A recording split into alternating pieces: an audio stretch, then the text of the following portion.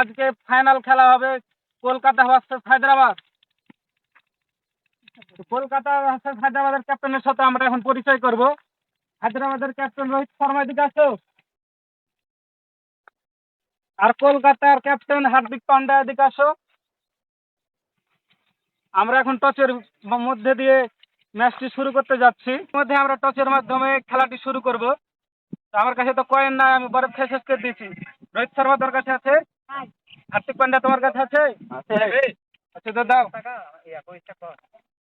কি নেবা, হেড না তেল?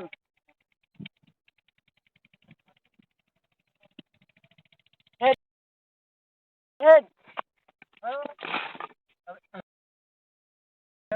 কোথায় পালালি? ওটা টচের কয়েন ছিল। শুন শুন, রোহিত শর্মা, তুমি হার্দিকের টাকা পালাইলে কেন? আমার কাছে টাকা ছিল না লেগে। তুমি টিমের ক্যাপ্টেন, তোমার কাছে টাকা নাই? নাই।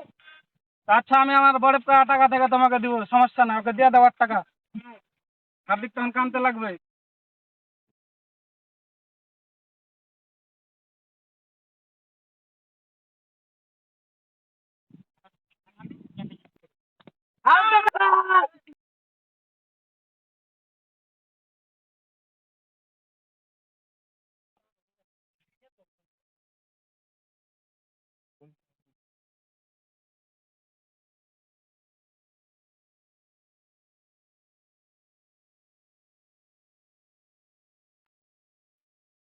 Not out.